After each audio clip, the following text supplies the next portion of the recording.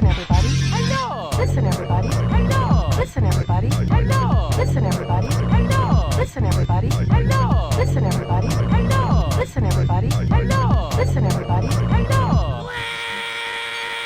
Hello everyone, and welcome to the latest edition of our ranking series, which we've tentatively called Ranking Spankings. If you can think of a better name, then please do let us know in the comments below. But this is basically where we take something from pop culture, whether it be a movie, a TV series, a video game series, everything and more, and we put them in a tier list, because that's just what YouTubers do nowadays. And if there's one thing we all love, it's YouTubers. I don't feel comfortable saying that. Wait, are we YouTubers now? I mean, we are YouTubing right now, I guess. Hi, Mum! Hi, Craig's mum. Anyway, that is Craig over there. Say hello, Craig. Hello! You thought I was going to say hello, Craig, but I stopped. I'm glad that I could be here today to rank something near and dear to my heart. I'm glad to hear that in 2021, your New Year's resolution of cutting back on the dad jokes is already doing well. And speaking of my dad, Dobbie's here too. Hello, Craig. How you doing, mate? You all right? Yeah, not bad. My name there is you Tom. go. Steady on, lad. My name is Tom, and we are collectively UDS. We are the home for all things alternative pop culture. You can find us at upsidedownshark.com. We have podcasts, we have reviews, we have all kinds of stuff. But for today, we are looking at the different generations of Pokemon games, going back to, when was the first one come out? Was it like 97, 96, around that time? That would have been something good to research before we started this, wouldn't it? It sure would have been, but regardless, it's a series that's been going on for nearly as long as I've been on this earth, so nearly 2 years. No, it's been going for about 25 years now, I want to say, give or take. Oh, and we have 1996 is when Red and Green were released. There you have it, 25 years almost this year. But yeah, I thought we'd look at which ones we liked, which ones we didn't like, and rank them accordingly in the tried and tested SABCD rankings. So what does that stand for? Super tier. Okay. S tier, like supreme. It is the thing above A. It is the creme de la creme. And then obviously you have A, B, C, D. If it gets down to D, then you know it's pretty jank. But And what does D stand for? it's the alphabetically the lowest number. Dog shit. Alphabetically the lowest number. Yeah, that kind of makes sense. Okay. But anyway, so full disclosure, I am not a Pokeboy. I remember watching the TV series as a kid, the Indigo League series, and really digging that. And I remember collecting the trading cards until I got into Yu-Gi-Oh! Instead. But the video games just kind of passed me by. So I'm hoping to rely on your guys' expertise. I know, Dobbie, we were talking briefly before we started recording about how this is one of the gaming series that you feel like you've played the most entries of. I'd say, looking at the entries here, I think I've played at least one game from each sort of pairing, except for two of them. Very cool, very cool. What about you, Craig? Full disclosure, I thought we were talking about Digimon games, so I have no idea what's going on now. Yeah, I could talk about some Pokemon. I've dipped in and out. I think I have my opinion on what the S tier games are, but I could be of some help here. Very good. Well, maybe we'll do Digimon another day, but for now, we are going with the more popular franchise because we got to get them clicks. And I don't know about you, but I'm not searching for no Digimon content. Unless it's Digimon Races on the Game Boy Advance. That was a good game. There was a really good Digimon card game on PlayStation 1 that I loved. Maybe we'll look at that another time. But for now, shall we look at Gens 1 to 8 of Pokemon? Do we do this chronologically?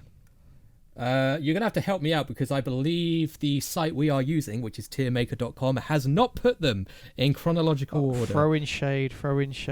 So I believe we start with red and green. Red and blue, technically. Red and blue, my apologies. Well, you see, Pokemon Green was Japan only, I think. That is correct. I'm learning so much Pokemon lore and making myself out to be a fake gamer. Looking from this tier list, Unless I am mistaken. No, okay, there we go. You Sorry. can see the back half of Sorry. Charizard and the front half Yeah, of Blastoise. I was like, I can't see it here, but there it is. So here we go. This is the one we're discussing first.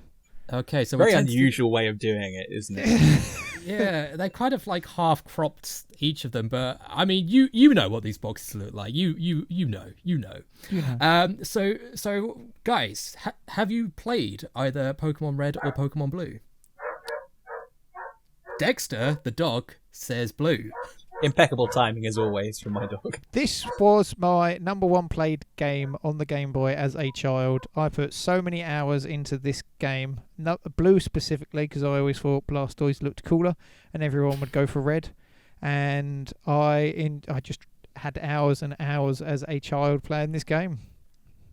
Very cool. I believe I had both of them, but I think I put more time into Red just because I like Charizard. Both of them. Both So of them. Yeah. was it? Big Were these money. preferences purely cosmetic, just because you thought they were cooler, or do you? I mean, do you think it's the way they played? either game sort of there's some Pokemon that aren't in the other. Yeah. If memory serves, I can't remember what they were So- back then. They've always had like this be with your friends, socialise, and that was the way to get that, like Yeah. by Mhm. hooking up with a I friend. mean, it was a lot harder to do back then. Hmm.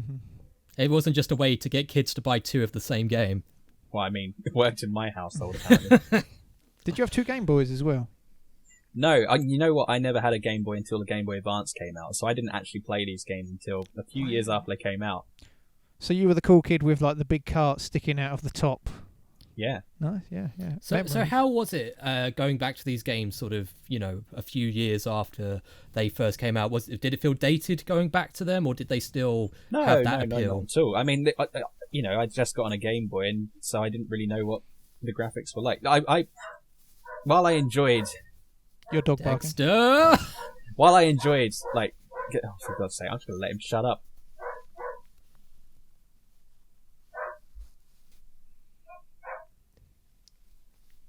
Yeah, this is good fodder for the intro. While I enjoyed like gaming, I wouldn't say I was like big into it. Like, oh, graphics, this looks great, blah blah. I just wanted to play it, and I liked the Pokemon anime. I had Pokemon cards. I was like, you know what, I should play the games. So I got the games for Christmas or something one year.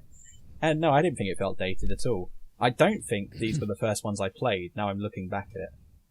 They're Interesting. called baby's first RPG for a reason. Yeah, 'Cause they're they're- not they- exactly difficult, are they? And then when you if we're being that critical, looking back, there's so many glitches. Like you can catch rare Pokemon straight from the outset and things like that. So they're not computerly sound. Yep, that's what I mean. Computerly That's sound. what I'm going with. This is back at a time when the sort of social aspect of it was, oh, I heard a rumor that Mew is hiding under the truck outside the Oh SSN. yeah, that truck. You know what I mean? You don't get that nowadays because if someone says something like that, you just Go type online. in Dobby. Safari. My uncle works at Nintendo, so you should trust me. Oh no way! Yeah. So how do we do this then? Do we just all get together and decide?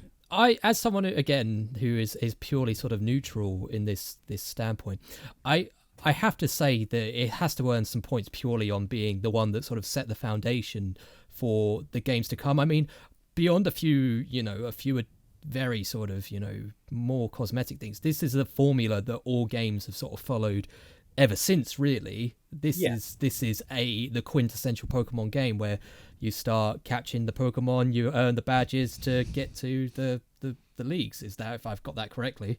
Yeah. I mean, Red and Blue are far from my favourites, and picking Charmander as I did, I really struggled to get past the first couple of gyms a lot when I was a kid. You got to catch that Caterpie in the forest and then I know, right? evolve it to a Butterfree, and then that's how you get past it. Because I did do that as well.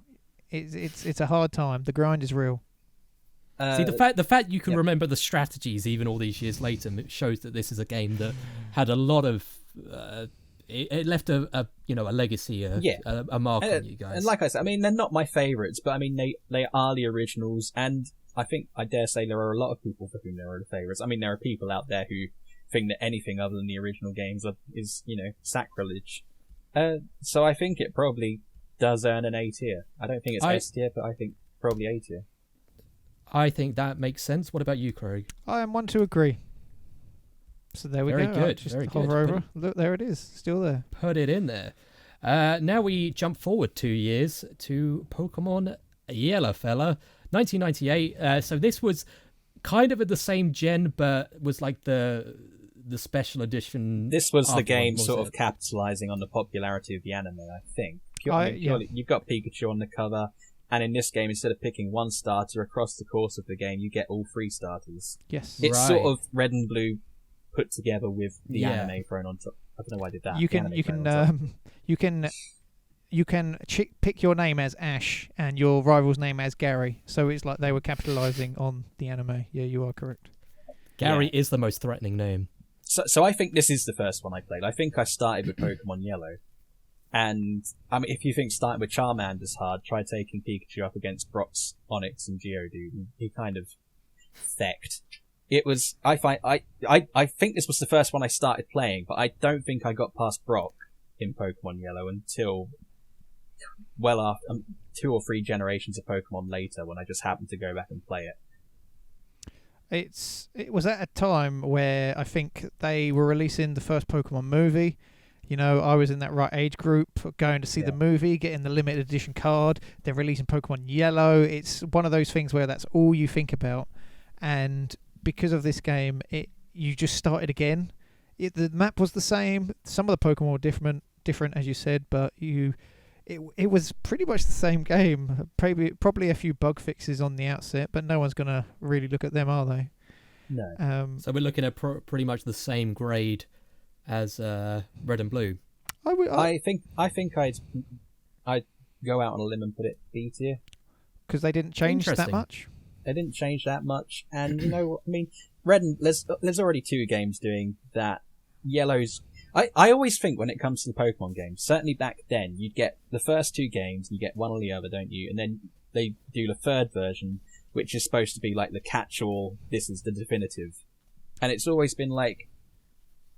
I mean, not wanting to get into the shady practices of Nintendo and Game Freak, but it's built to capitalize on, hey, kids want to catch all of them, including the games. You know what I mean? And they know what they're doing. This is true. Yeah. Fair enough. It I did think- start that precedent as well, like the 3rd game. I think a B grade seems fair then. Well, let's move on quickly because I've realised how many of these there are to do. And let's go 1 year forward to Gold and Silver. These were the first ones to come out on the Game Boy Color, I believe. They were. Well, so with all Game Boy Color games, I'm not sure if you're aware, but you can play Game Boy Color games on the Game Boy, apart from a select few, and they work exactly fine. And that's what I did with my Game Boy Pocket. interesting. See, I never owned a Game Boy Advanced either. Game Boy Advanced, Game Boy Color. I went straight from the Pocket to the Advanced. Yeah. So I guess it was kind of more of the same, or was there any changes for this generation that you remember? Gold and Silver. Oh, Gold and Silver is a new game, and the old game too. Effectively, you get a new ton of Pokemon. Really, I think it was like 100 or something added in this generation. You get the area called Johto, which is basically an area the size of the first game, but it's new and you're in it. Old Pokemon are returning, and at the end of the game, once you beat the league, you can go back to Kanto Richu. Kanto and just go through all that. Effectively, it is the most filled out Pokemon game until we get to a later entry. Interesting point there, Dobbie. So what I find with this game was that there was the first game came out, they struggled to get it on a cartridge from the sounds of it. Then the next game comes out, you finish the world. What's this?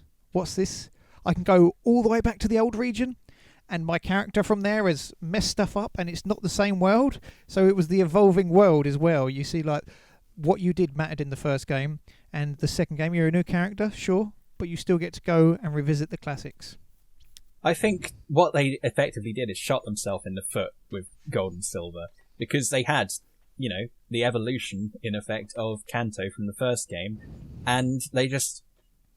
Everyone wants to be able to go to all the old regions in new games. Every new game comes out and they're like, can we go to the old places as well? Can we go to the old places as well? And other than Gold and Silver and its eventual remake, you never could. And it's a shame. As well as that, I think Gold and Silver are probably top tier games for me. I loved Gold and Silver. They're probably the games I put the most time into between them and their remaster. Heart Gold and Soul Silver will come to later, but Gold and Silver is really great. May I? Okay, if we're going to just throw out some rankings, I would say this is S. Sus. Yeah. Yeah, Tom. Concur. Tom, you okay? I mean, I haven't played them, so I will go with Are there your any guys' Pokemon games expertise. you played, Tom? I played a little bit of either X and Y in 2013, purely just because I was like, I had not long had a 3DS. I would give it a go, try and get back into it. But I think just because I hadn't had that affinity with it as a kid, it just didn't gel with me at the time. And since then, I've just never, ever been able to get into it, which is a shame because I love the concept, but it just for whatever reason, I just cannot stick with one. But I fully appreciate the legacy that they've left and that they are very, very well crafted games in their own right. And I'm happy to be part of the celebration of all things Pocket Monsters today. Very good. Internet issues aside. Anyway, so we've got a nice spread there. So let's move on to another half step, Jen, I believe, with 2000's Crystal. Yeah. So this is effectively, like I say, yellow to red and blue, crystal is to gold and silver. It's the catch-all. I think compared to yellow, obviously yellow had the added Pikachu and following the fact it followed you around and blah blah. Crystal didn't change an awful lot. I think the story was ever so slightly different, and the Pokemon Suicune had a far more prominent role, so the story was a bit more different in that respect as well. You could catch both Lugia and Ho-Oh in this one, whereas in Gold and Silver you can only catch your own mascot, depending on which game you had. But it's very similar to Pokemon Yellow. Whilst Gold and Silver are great games, and therefore Crystal has to be a great game, it does feel a bit shoddy. It's always that thing when you get a sequel to a game, or just an album, for instance, you like what they've done, and you want something new, but also build on the old stuff. Yeah. Absolutely. What would you say? I think it feels perhaps a little harsh to give it a B tier, but that's kind of where I'm thinking. Yeah, I want to agree. You've made all the points that I would have. If we're purely talking as, is this game good? Yes, it's a very good game. It's Gold and Silver again. But as a Pokemon fan, it's a practice I don't particularly like, that the second iteration, as it were, of each of these games comes out later and you're just expected to buy it again when they could have, probably just put all this stuff into those original games. And also, they released 2 games separately, first hand. Buy both of them, then buy the third one, The third one, which is effectively, the Game of the Year edition of today, it's got all the DLC in it and extra content, It's almost like one or the other wouldn't have been so bad, like having dual releases, or... If it had just been Gold or something, and then they did Crystal later, it'd be a bit of a different story, wouldn't it? Yeah. Absolutely, but yeah, it feels like doing both is a little bit of a manipulative practice, but we're only here to judge the quality of the games, not the more nefarious practices of one Nintendo. But I think, but again, from the outside looking in, I think all your points make sense, and this is a fair ranking. So let's move on to 2002's Ruby and Sapphire. We are on to Gen 3. It always surprises me how early Ruby and Sapphire came out. Yeah, the Game Boy Advance does not feel nearly 20 years ago. But no. There we go. Oh my, I still remember buying my Game Boy Advance SP, and that seems like just a few years ago. So I remember being jealous of... SP is probably my favourite handheld device, honestly. I'm jealous of everyone who had one back in the day. I only bought this one a year ago, 2 years ago, and I love it. It's just so much better. You need to get the gold one, obviously. Oh, it's the Zelda one. Of course. Where's the... There you go. There's the Triforce. So it's great. I love it. I didn't play Ruby and Sapphire. After Gold and Silver, I stayed away from Pokemon for a little while. So I presume, Dobbie, you played Ruby, Sapphire? I played Ruby. I never played Sapphire. This is the first generation where I didn't get both. But I played Ruby, and I had a lot of fun with Ruby. Times were harder in the Game Boy Advance generation. Times were harder, yeah.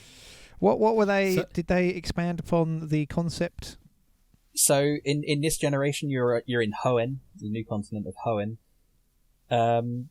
and you don't go to any old places. But it's a very solid game. There's a tropical area with really long grass you got to get through. There's a lot of water, which became a meme when the remaster came around.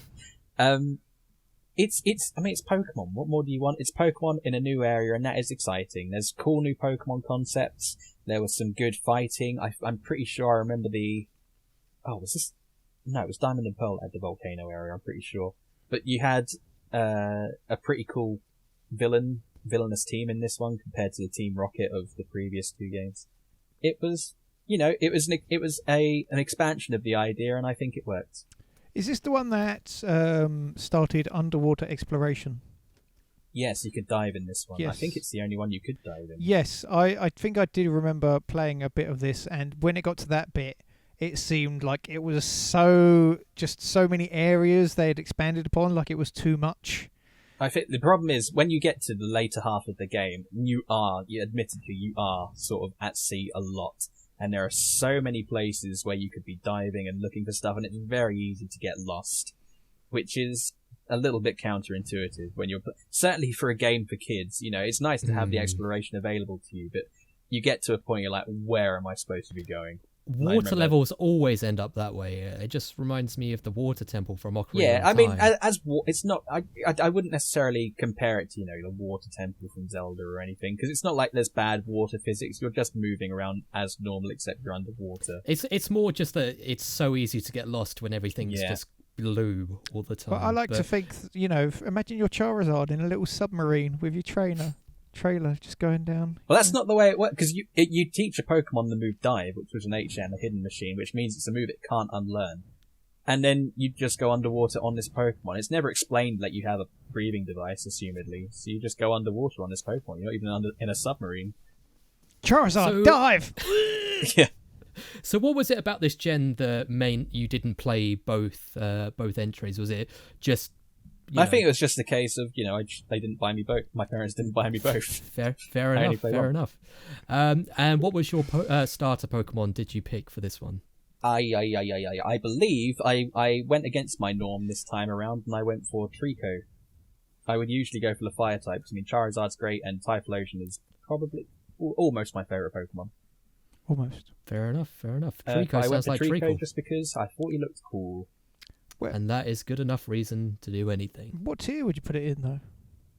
It's a tough one, ranking this one, and a little bit of nostalgia and sort of my own personal thoughts is going to come into this one, because I enjoyed Pokemon Ruby, but I'm going to sort of switch up my opinions in a minute when we come to Pokemon Emerald. But I think I'd probably put Pokemon Ruby and Sapphire into top of B tier, I think. Oh wow! Do we do top? So like that would go there. Okay, all right. Yeah.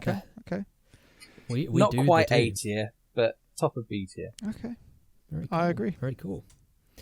Now we jump forward another couple of years to the first, I believe, remakes of the Pokemon series, Fire Red and Leaf Green. Who played these? I played Leaf Green. I think I played Leaf Green as well. Green Boys. So what updated for this one compared to the original 96 Red and Green? More than anything, it was a visual overhaul, really, I guess. I don't remember the story. I remember it being pretty faithful in terms of story and the Pokemon and everything. And then come the end of the game, I remember there was... I can't remember what the islands were called, but there were numbered islands where you could basically go to catch Pokemon from the newer games. I didn't spend a lot of time doing that, to be honest. Fair enough. So what was it like rediscovering the game with these upgraded visuals, if it was pretty much the same game that was that you'd already played before? I mean, it looked nice. I remember when I got Leaf Green, I was really sick, and I was like, I just need something to do, so they bought me a Pokemon game. I was like, this is cool. So I ended up spending a lot of time just playing it for like a week or two while I was, sat at home. But, I mean, looking back at it now, I can't remember there being an awful lot different other than the visuals, to be honest. Yeah. What about you, Craig? It's sort of like when you compare it to an engine in a game, it's like they had the game they released before, and then they was like, well, we could put that in and redo it and make it the sort of ultimate version. And nostalgia goes a long way. And when you go back and you remember something, you're more likely to look on it with positivity. And I think that doing that, even not a lot of time had passed, but looking back, you get all those little things that you got from the original game, but they were better. And you're just like rediscovering things once again. Goes a long way.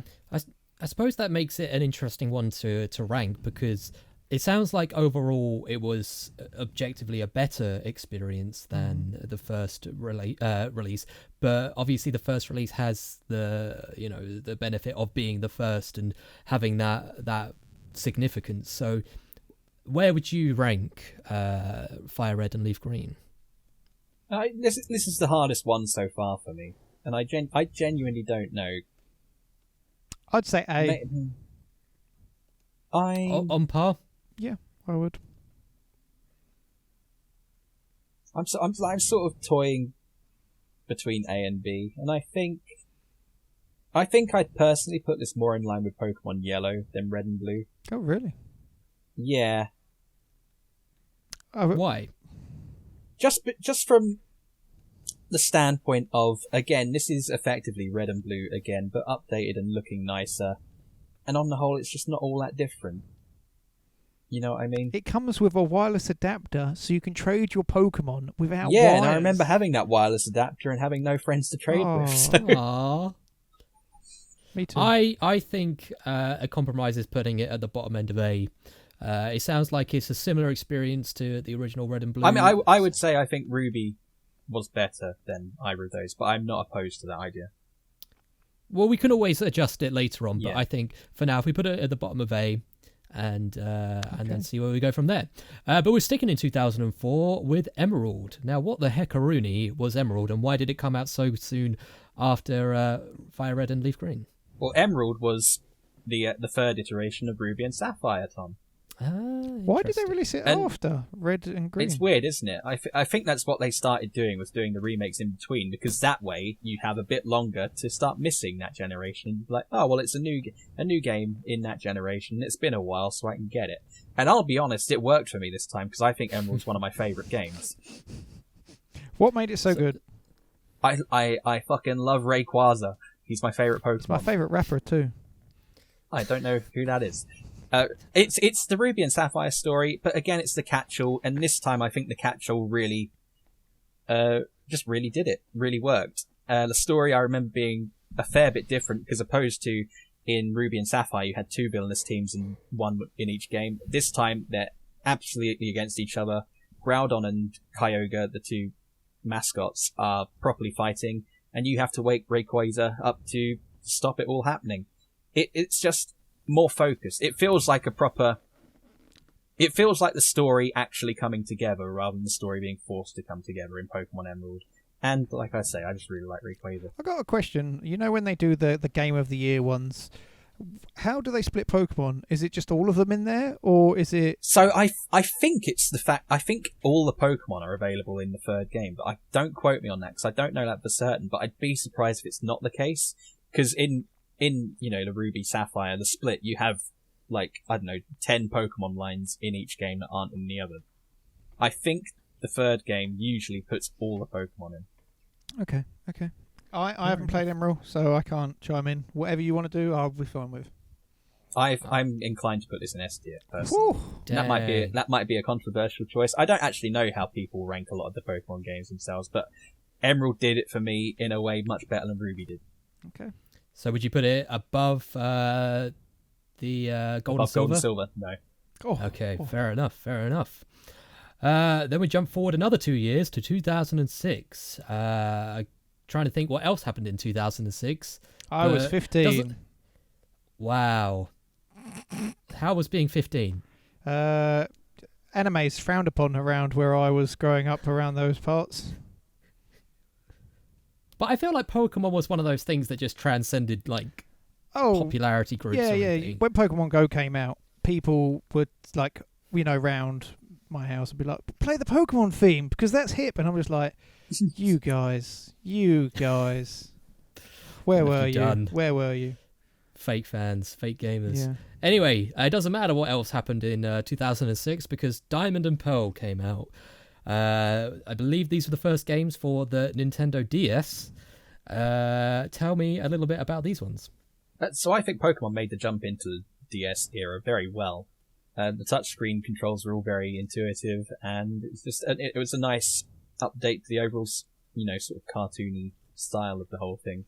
Again, you got a whole new area in Sinnoh. You got a nice amount of new Pokemon. I thought the story was pretty good. I really like the legendaries in this generation as well. I think there's a lot of people who don't particularly like Gen 4 and Diamond and Pearl, but I don't count myself as one of those people. When I had a DS, I played an awful lot of Diamond and Pearl, and I really enjoyed it. Do you know why people aren't so hot on Diamond and Pearl? I think this is the point at which it started to become, it's just more of the same, isn't it? Right, okay. Yeah, and at what point is there too many Pokemon? Because around this point there was just too many. I believe it was just under 500 by the end of this generation. Yeah. So, like, in a comparison to Digimon, they weren't adding that many all the time, but then Pokemon seemed to add another 100 with every release, and it can bloat. It can bloat it. There were by this point, there's an awful lot of Pokemon I don't particularly care for. There's not a lot of Pokemon I actively dislike, but there's a lot of Pokemon I just don't really care about. Even to this day, and we're at Gen 8, I think if you showed me a picture of any Pokemon, not necessarily in the shadow who's that Pokemon stuff, but if you showed me a Pokemon, I think I could probably name most of them. But by this point, there's definitely a few that would slip my mind and I just wouldn't care about. So, if they ain't in the ramp, I don't care. So, like, from a gameplay perspective, it was pretty much the same game. With the two screens now, you had like a little hub at the bottom, which gave more screen time for the battles up the top. So there were like little art enhancements to take control of the power of the DS. But as you said, Dobbie, it was mostly more of the same that we come to expect from the Pokemon series. Yeah. I mean, it's if you like the Pokemon games, then more of the same isn't necessarily going to be a problem, is it? And you got to remember, with each generation, it's going to be aimed at kids who have not played the games before, and every Pokemon game is going to be someone's fucking favorite. Absolutely. I was still very much enamored with Pokemon by this point. I think in Gen 3, funnily enough, Ruby, Sapphire, and Emerald, I'd sort of gone away from it a little bit, which is maybe partly why I only got Ruby. But by this point, the DS had come out. I wanted something to play on it. I got both Diamond and Pearl, and I loved it. Okay. Awesome. Where do you think it's going then? A tier for me, I think. I'd put it at the bottom of A tier. I think I'd. Oh, I've put a lot of time into Diamond and Pearl, so there is going to be a lot of personal history in my decision. But I think I'd put it top of A tier. Should we put it in the middle? Why not? I think that's the best compromise. So it's come to me, Dobbie, though, like with these games, the social aspect for both of us that was touted didn't really affect our decisions of these games that much. This is the thing. We're on the DS now, so this is the point at which I would have actually started being able to trade Pokemon with people, because you can do it over the internet at this point. And so, I was completing Pokedexes at this point, and maybe that's part of why I was getting so... Because up to this point, while it's nice to try and collect all the Pokemon, the got-to-catch-them-all aspect of it hadn't really factored into my playing. Come the Nintendo DS, when it was actually, possible to get it without having to meet up with people in person, this is when the Pokedex sort of came into play. I didn't start really going for it for another couple generations, but this is the point when I started thinking about, maybe I'll fill the Pokedex. Got nothing else to do. Fair enough. Yeah. What else are you going to do when you're 15? That's what I say. Anyway, speaking of 15, we are now on Gen 5. So 2008, I don't know, which one is Platinum? Is that still Gen 4.5? Yeah. Speaking of 15, we're on Gen 4. Speaking of mathematics, I can't count. 2008 brought us Platinum. Tell us a bit about Platinum while I learn my 5 times table. So again, this is, the third iteration of Diamond and Pearl. You get Giratina, who's a really cool Pokemon in this one, and he comes in 2 different forms, which is, I don't think it's the first time they've experimented with forms, but he's the first legendary maybe who's got forms. You get a whole new aspect to the story, which is like a distortion world, which is really cool to traverse through. But again, I don't think it's entirely different from Diamond and Pearl. I think there's some noticeable changes to the story at the very least. But on the whole, it's Diamond and Pearl again with a little bit extra. It seems like it's going to be a step down from Diamond and Pearl then. I really enjoyed it. It feels disingenuous to put it on the same tier as them when it's the same again. As much as I like Giratina. Let's compare to Emerald, which was the third release that you really loved. What changed Platinum? Emerald gets a lot of my love, partly because I hadn't, as I said just now, I hadn't been massively invested in Ruby as much as I was enjoying it. Diamond and Pearl I was very invested in, so when Platinum came along, I was just as invested in it. And, they were games I enjoyed, so I was happy to play through it again. But looking back on it now, it's...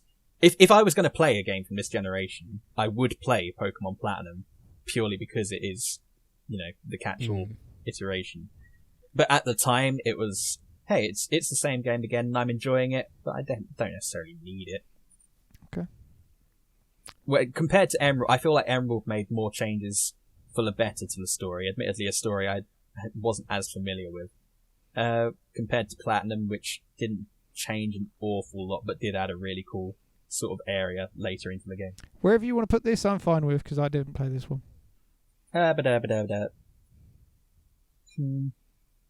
Top of B tier, I think. Okay. There we go. Then we get to Gen 5, I think.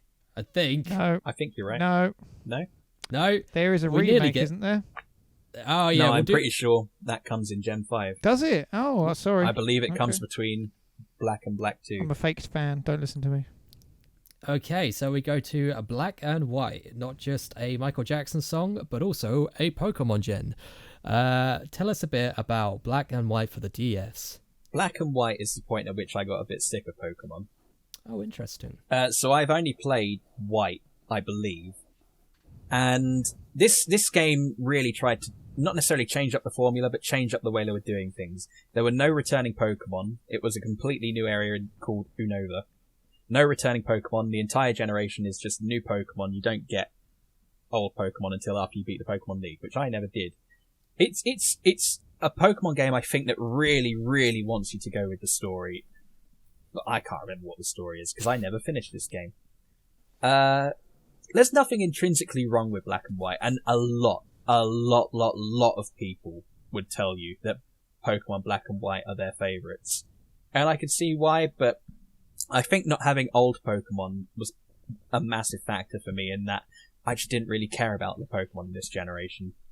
It's quite a brave decision to take all the classic Pokemon like I out. say, because I think Diamond and Pearl was when people started to get a bit sick of the formula. I think this was a little bit of a reaction to that.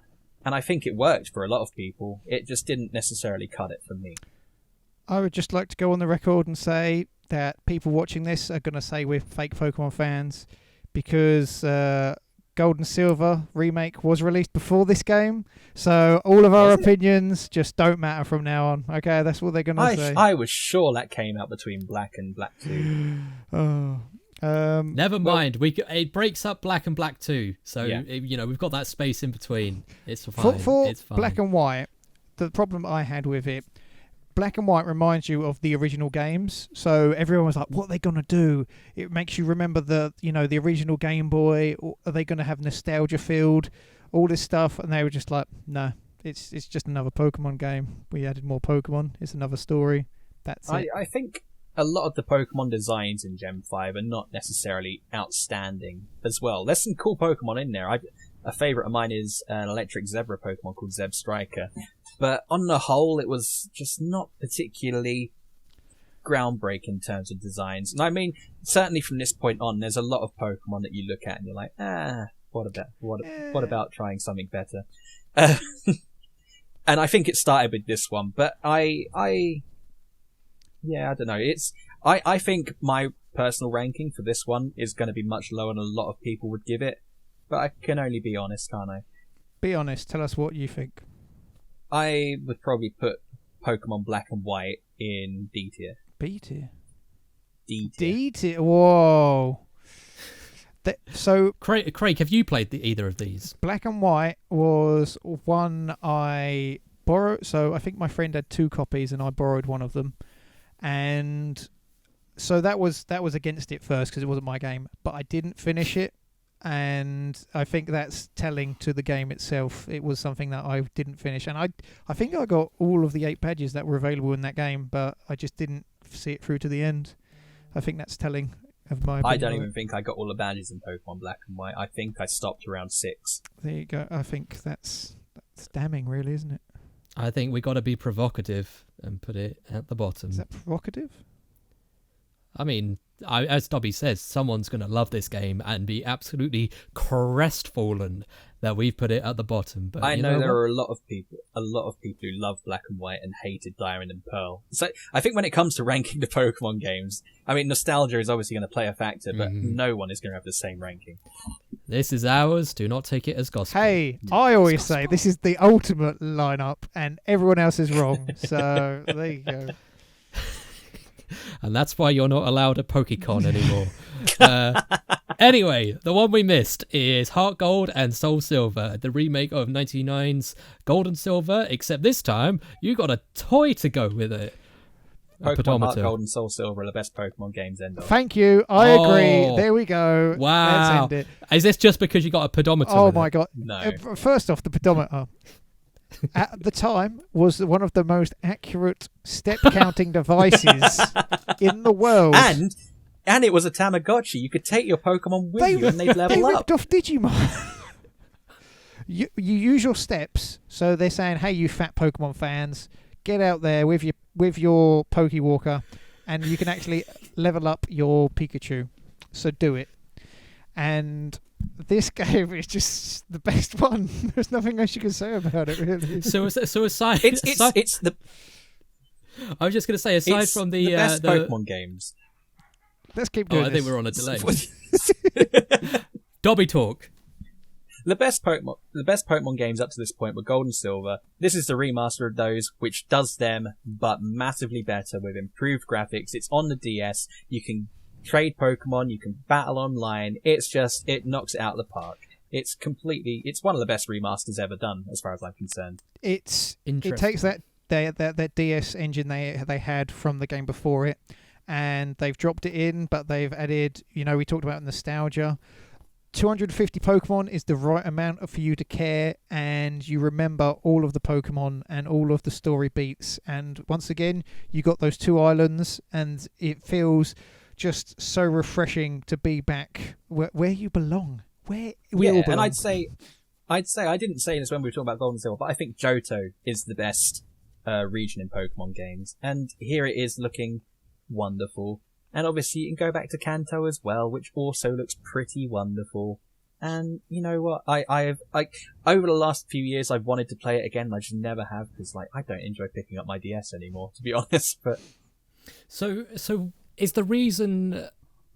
How do I put this? So basically, obviously, a lot of what makes a Pokemon game great is the sort of the community aspect of it, or that you get to share Pokemon. That it is the big thing that everyone's playing. Do you think if you went back to either Heart Gold or Soul Silver today in 2021, still feels weird to say out loud, you would have as much fun with it, or do you think it's one of those things that it was good for the time and place that it existed? no, I genuinely think this would hold up. I can't remember Really? the last time I played this through.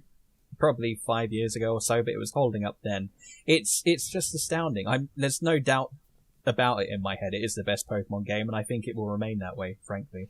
I think when it came out, I saw more people talking about Pokemon, and I was like, "You like Pokemon games?" And you just This like did video feel a games? bit like the time when people were sort of coming back round to it, didn't it? Yeah. It's like, people play video games? I thought I was the only that sort of nerd around here. Where have you all been? But You're the only nerd like that round here, my friend. I was ready to say this is the best one, and I'm glad that it is agreed upon. I feel like there's only one place it can go then. There it is, right at the top of S, to never be dethroned. Or will it? Probably not. 2012, let's see if they can give it a go. Black 2 and Black 2 and White 2. So nice, they named it twice. What was different this time around? It's got a 2 in it. It's got a 2 in it. Black 2 and White 2 sort of took the story from Black and White and it's not necessary. I can't remember if it's a sequel or if it's sort of it's a retelling of the story. It's basically black and white, except the old Pokemon are now in the game. The story's better, and there's not a lot more I can remember about it, honestly. A third thing. A third thing. I remember. But I remember Okay, I yeah. completed Black and White. Sorry, No, Craig. go for I it. remember I completed Black and White 2. I think I had Black 2 in this instance. I completed it and generally had a really good time with it in contrast to the first one. So something must have been different. Maybe I was just rolling the coattails of Heart Gold and Soul Silver being so good at this point. Pokemon, I thought you were gonna say yeah. I thought you said I was rolling in the coke. Rolling in the coke. Maybe I was high. How do you think Who Dobbie's knows? parents can afford all these Pokemon games? So after Gold and Silver, and then they go to Black and White 2. I remember the developer saying we put a 2 in it so that we would keep people surprised. And I was like, well, it's not really that surprising, is it? Really? Like, you got to do more than that. Now you've pointed that, I'm pretty sure it was supposed to be a sequel of sorts because it obviously is a 2 Yes. rather than dark black and bright white. Yeah. You know what I mean? I once again I never played this game because I thought I don't care about these Pokemon, and what they were doing just didn't interest me at all.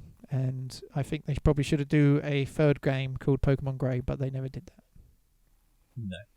This was the point at which the third catch-all iteration became 2 catch-all iterations, but didn't really catch all still. And this as a business practice, it makes sense because more money. But as a consumer and fan of the games, this is the point at which I was like, I don't want this. What's going on here? Yeah. So it sounds like the experience itself was better, but the sort of the back end sort of meta business practices were a little bit more not so much. I mean, I remember having a really good time with Black and White too. So where would you rank it? I think B tier somewhere. Put it about you, put it Craig? there for the time being, shall we? I think there. Yeah. That seems right. Fair enough. So we only jump forward 1 year this time. They become a bit more thick and fast, the old Pokemon games now. To X and Y, not just my favourite chromosomes, but also a Pokemon generation. Tell us a bit about the first game for the 3DS, or first game, should I say. This was released in an anniversary year for Pokemon, I think, of some description. Was it? What year did it come out? 2013. No, it wasn't then. Or was it? I can't remember. It was great, though. I loved it. Pokemon X and Y. I got Y because Yveltal just looks cooler than Xerneas. And I don't know what it was about it, but I just felt overjoyed with the world, which was based on France, and the characters. For the most part, the characters. There are very annoying characters. The new Pokemon designs in this gen were great. The music was great. Obviously, you had the 3D, but a lot of people got the 3DS and didn't bother with the 3D, did they? I know I was one of them. And every Pokemon could be obtained. Not necessarily within the game, but by some way, shape, or form, you could get every Pokemon into your Pokedex. And I have near enough completed the Pokedex in Pokemon Y. I think I was only 6 Pokemon short by the end of it. I loved it. And I think nostalgia is going to play play a massive part of it. Because 2013 is basically one of my favourite years I've ever existed through. I loved 2013. And this was a game I played. My friends were playing it. My girlfriend was playing it, and we were playing it a lot at the time. Like, whenever we'd spend time together, we'd be like, hey, should we play Pokemon? And a lot of my love for this generation is probably just because I was in such a great place in 2013. First off, I don't rank years like you do, but apparently that's something I should do. Do you not have a favourite year, Craig? Not that I can think of right now, but I'll have to. Mine was 2014. What a year. Okay, what a year. Vintage. I got Pokemon X basically on the fact that if you put X in anything, it sounds cooler. From rap names to video games to at the end of it. Okay. Girlfriend little Nas X. It's all there. Sonic X. There you go. What? So you're saying that Exhibit is not as cool as Ibit? Ibit X is better. Ibit. If we can all agree. It sounds like Tipex. See, which is cooler than an eraser. Right. So there you go. When I think about this, it's the transition into the 3D world. It wasn't as fast as the Switch ones that we'll come to, but if you told me that that's the sort of game that will be in the future, when I was playing Red/Blue on the original Game Boy, I would have, been like, "No way, that's insane!" Yeah. And it does feel like it feels like the game that the childhood version of you would have liked to see in 10, 15 years or whatever. It feels like there it is. It's so vibrant and colourful, and everything is here. It's just a good time. A really good time. And I know, again, I think this is a generation that a lot of people aren't as into. There's some people who think it's a bit lackluster. I know this was a game in which, post-game content was very thin on the ground. Once you beat the game, there was not a lot to do, which is a shame, because I like that in Pokemon. I mean, I can only say what I think, and it's S tier for me. What? Where in the S? I would put it above M. I might even put it just below Heart Gold and Soul Silver. Okay. Wow, Okay. that is some bold acclaim. Okay. But unless Craig, unless you have disagreement, that's where it shall go. Going into this, when you said we're going to rank the Pokemon games, I was just like, I'm going to argue for Heart Gold and Soul Silver to be the best one, and I don't care about the rest. So, And you didn't even have I to didn't argue. even have to It's argue. just the truth. Yeah. It's just known. It is known. What's next? Well, let's go back. Let's go back to another remake with 2014's Omega Ruby and Alpha Sapphire. Remake of the 2002 gen. What do we think? It was fine. It's hard because if there's a game you don't really care about and it gets remade, you're not gonna care that much anyway. Yeah. And that's. I mean, we only ranked the original B grade, so I think as remasters go, it added some stuff that, I can't really remember, but I know it did add stuff. This was the infamous IGM review that was 7.3 too much water, and that's become something of a running meme. It was fine. I was really excited to play it. I was like, oh, that'd be cool. Maybe I'll really love Pokemon Ruby this time around, and it was all right. Yeah, it's just all right, isn't it? There's nothing really. Yeah. What's worse than a game that gives you strong positive feelings, strong negative feelings? Just, it's all right. That's the damning, isn't it? Yeah, I don't feel negatively towards it, but I'm not particularly positive. I'm feeling a mid grade. I think C tier. I thought we Fair were enough. going to get through it without a C, but here we are. Yeah. So what's next? Gotta have the C. We skip forward a year and go to 2016 for Sun and Moon. Not just my favourite celestial bodies, but also a Pokemon generation. What did you play of this? So I played Pokemon Sun, and this was another generation that tried to sort of mix up the formula. You didn't have gym leaders anymore. You had island challenges, I think they were called, because the region of Alola, I think is what it's called. Let me guess, Alola, Hawaii. Yep. was a series of islands, and you'd make your way across them, and there was some cool geometry, art and visual stuff, and it did look nice. There were some cool Pokemon designs. The challenges were fun in their own way, but I mean, it's this game. As I was playing it, this was the first Pokemon game where I was playing it and went, yeah, this is definitely for kids, isn't it? This isn't for me. Oh, just wait until we get to Let's Go. It felt so child-friendly that someone who'd been playing the series for on the way to 20 years at that point was just like, yeah, fine. This is fine. What about you, Craig? This was another one I did not finish. I cannot recall whether I got Sun or Moon. I think I got the one with the lion-looking guy on the front. Soul something. Soul Galeo.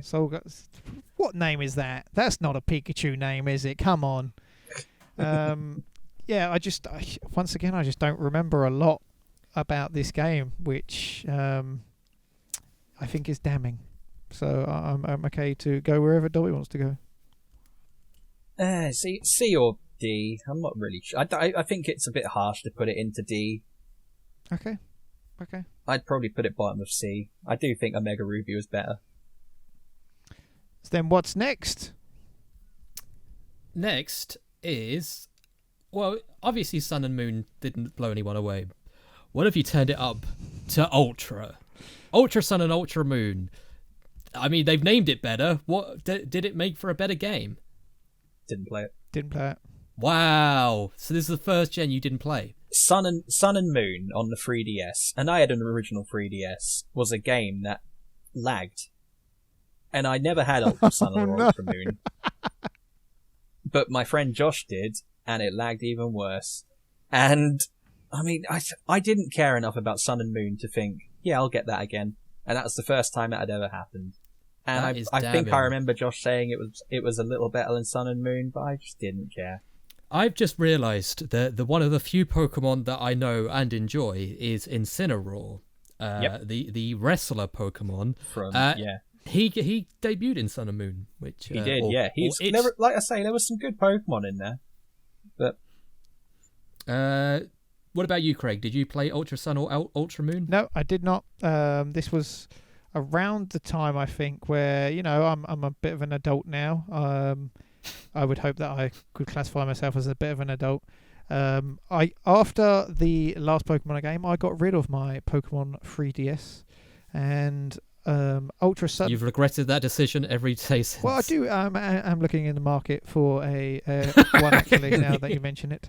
But hearing the reviews, like there were some smart updates, but as Dobbie said, you have to have the big boy 3DS, and while smart updates are fine, it doesn't sound like there was a lot of changes to put down another 40-50 quid for a video game. Yeah. So based on sort of general ambivalence towards it and hearsay from other friends who have played it, where do you think we should put this? Do you think we should put it a little bit above Sun and Moon because it has added a few quality of life improvements? No. I'm okay with being a D. Yeah, I was inclined to say, I didn't complete Black and White, but I did play it. I had no care whatsoever for Ultra Sun and Ultra Moon, so therefore, I still don't, frankly. I never intend to go back to those games. In the bin with Ultra Sun and Ultra Moon. Is there a bin tier? Cool, so that's tier. just D. It's the din tier. So now we jump on to current gen consoles with the Nintendo Switch and 2018's Pokemon Let's Go Pikachu and Pokemon Let's Go Eevee. Now these were quite a spin-off compared to the regular run because these were a change in the gameplay formula that stuck around Kanto region, I believe, and sort of stripped things back to Gen 1 Pokemon. It was effectively a sort of Gen 1 Pokemon fused with Pokemon Go, because we were I don't know if we were still in the midst of the hype or if we were post-hype at this point. I think we were post because Pokemon Go came out in 2016. Probably the Pokemon game I've played the most, to be honest. But that's it's called Let's Go to capitalise on the connectivity, isn't it? Well, I mean, Pokemon Go is still popular among its core fan base to this day. Like, it's still supported, and I still think it's played by I know lots of people who play it. That play it. Yeah, so I can see why that even in 2 years after its release, they would still want to capitalise on that. But yeah, I remember it being very much more kid-friendly. That I don't think. Was it even random encounters, or did you just sort of go around and just find things? So again, I've not played this one, but I remember it being a case of you could see the Pokemon and you just sort of walk up to them.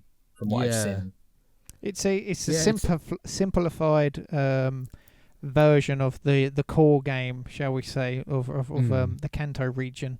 It's got all the original 151 Pokemon, and it is sort of trying to get people from the mobile game to purchase a Switch because they remember the Pokemon games and like, oh well, I've got this Charizard on my Pokemon Go, I'll transfer it to that, and then like to sort of get them in to play the proper games. So whilst it was a simplified game, I think it capitalizes on the nostalgia. The gameplay is different, it's not necessarily bad, and it has a bit of charm to it, which is nice. Fair enough. So where would you put this, bearing in mind that it is so different to everything I mean, else I've not played this game, so I can't have an official opinion. I've heard good things about this one. It looks like it's more casual. I don't know. It feels harsh to say D tier. It feels a little harsh to say C tier, but I feel Top of C? yeah, top of C maybe. Have you played it, Craig? Have you played it? My sister has it, and I've seen what it is about. I think you actually have to go quite far in the game before you can start moving Pokemon from your phone to the game and stuff like that. Yeah. Because of course that's what Nintendo do. But Mhm. it's as I said, it's a simplified version, and I don't think it belongs in the D tier like you. No, I mean it's sort of an entry point, isn't it? It was the first Pokemon game to appear on the Switch. I think probably they just wanted to make sure there was a Pokemon game for the Switch. Yeah. And, If fair enough. if you're a hardcore Pokemon guy though, and you're waiting for Pokemon to be officially on official Pokemon game on the console, and they come out with this, you're a bit miffed. Yeah, it looks nice. I'm sure it plays fine, but I don't think it's, I mean, I've not played it, but I don't think it's going to be anyone's favourite unless they started with it personally. So yeah, top of C tier. Craig, please use the correct term. It's not hardcore Pokemon guy. It is Pokeboy, which is gender neutral. I prefer hardcore Pokemon guy. It's Pokeboy. How'd you get a boy on and the bus? Threatening. Hardcore. Okay, right there you go. 2019 What a year. was a year that happened. It was better than 2020, that's for sure, but then again, so was everything. This is the year that is to the date has brought us the latest entry in the main Pokemon series with Sword and Shield. So this is a game that took it into sort of a pseudo London UK setting. As you say, it's the first mainstream sort of classic Pokemon title to release on the Switch. So in theory, if you class the Switch as our home console as well as a handheld, it's the first mainstream Pokemon entry to debut on a home console as well, which is kind of It's a big deal. significant. Except for Pokemon Let's Go. Yeah, but I mean like the classic Pokemon series, Yeah. like the bread and butter. The proper Pokemon one. Proper, right, there you go, mate. So, has anyone played Sword and Shield? Yes. Tell us about it. Sword and Shield is, I mean, a lot of my opinion on it comes down to, hey, it's on the Switch, and this was, I got my Switch a year ago, and I got it specifically because I wanted Pokemon, really. And I really enjoyed my time with Pokemon Shield I have. It looks great, it controls great, it's got this new feature called the Wild Area where the Pokemon are different every day, and it's great. I love the Wild Area. I spent so much time in the Wild Area because I didn't want the story to finish that, I basically finished my Pokedex before I let the story finish. He's a wild boy. The story's not amazing. There's definitely elements that feel a little bit bare bones, as if it's, not necessarily been filled out because they wanted to make sure the game was out for the Switch soon. But it didn't necessarily fill me with that childlike joy at having a Pokemon game again, but it filled me with childlike joy of having a new console that has a Pokemon game on it. I mean, that's pretty significant that it was the game that sold you on the Switch, or to invest in a Switch. I mean, I'd known I was going to get a Switch. The fact Pokemon was coming out was basically the clincher. You know what I mean? It's funny to me that like a generation before or two, you're just like, this is a bit of a baby's game, isn't it, or a kid's game? Now I look at it. There was clearly like a 4 or 5 year period after sort of X and Y where I went off Pokemon for a bit, and then when I got my Nintendo Switch, it was like, yeah, I'm back in. I really enjoyed Pokemon Shield. It's not like world class or anything, but as a Pokemon game on the Switch, very happy to have played it. I haven't really gotten to experience it handheld outside of my own house, but I enjoy it. Fair enough. Where do you think it goes? B tier, second in B tier, maybe second or third in B tier. Okay, Interesting. Okay. And what is that last one in there, Craig? Well, so- Because Yeah, you go for it, Dobbie. This is the expansion pass for Pokemon Sword and Shield because Nintendo have finally jumped on the DLC bandwagon, realizing they don't have to make the catch-all edition. They can just make expansions to the game. Now, we don't know that for certain because I wouldn't be surprised if in a year's time or whatever we suddenly got Hard Shield and Sharp Sword coming out, which was the whole collection of it. But this is the DLC for Pokemon Sword and Shield. In I don't effect, it's 2 different little expansions. I don't think we should rank this. It's an expansion. It's pretty much adding content that fans cried about for the main release. Tom, I'm not sure whether you're aware. It feels like this is adding stuff that they didn't have time to put into the main game. And I've not played it yet. Craig can't have played it yet if he's not played Sword and Shield.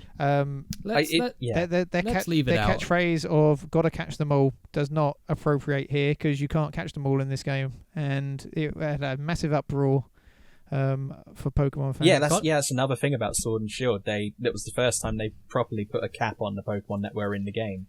Got to catch some of them. And this DLC expansion is basically trying to fix that in a way. They're just adding in lots of the older fan Pokemon. Favorites. Yeah. There we have it. Cool. Well, that means that we have our, at least initial ranking of all of the Pokemon games today in the month of our Lord and the year of our Lord, January 2021. So looking at the list so far, is there anything you think deserves to change, move up, move down, or are you pretty contented with the way things are? I'm pretty okay with it, to be honest. I think I'd put Black and White 2 slightly higher in B tier. I think I'd put it above Crystal at the very least. There you go. What about you, Craig? I think I'd put. Wow. I'd probably, just to sort of finish my piece, I'd probably put Diamond and Pearl above Red and Blue as well. You gotta make me look at the screen. For my own taste, at least. There. Yeah. Okay, great. That's fine with me. Yeah. That looks all good to you? Yeah. I'm shocked we were able to talk about tiers and socializing without mentioning any viruses this whole video. We've got more tiers than the UK my government. Pokemon did get Pokérus in Pokemon Emerald, and I made sure I kept one of them with Pokérus so that I could always transfer it to all of my Pokemon. What is That's how Pokérus is a coronavirus virus started. that Pokemon can catch, which makes them grow better. Oh, okay. That's I wish that's what our viruses were like. I could do with an extra couple of inches. Anyway, cool. So we've got our ranking then. Craig, yes. could you please read out from top to bottom the list of the Pokemons? Okay. Right. So we've got top of S tier. Nothing's getting better than that. Is Heart Gold and Soul Silver. Then followed by Pokemon X and Pokemon Y.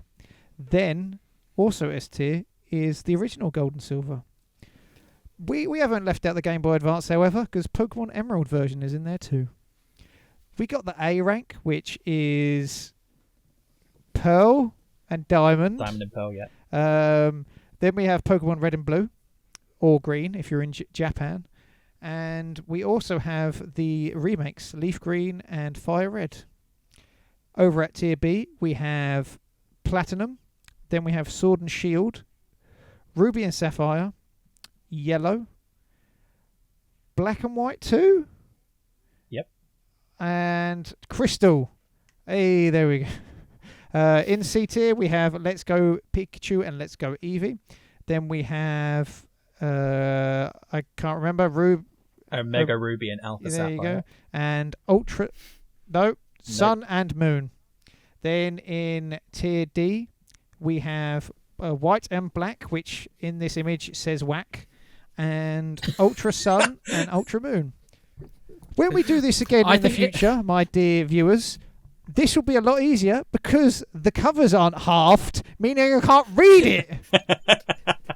I mean, I would play Pokemon Whack. I would play the crap out of Pokemon Whack.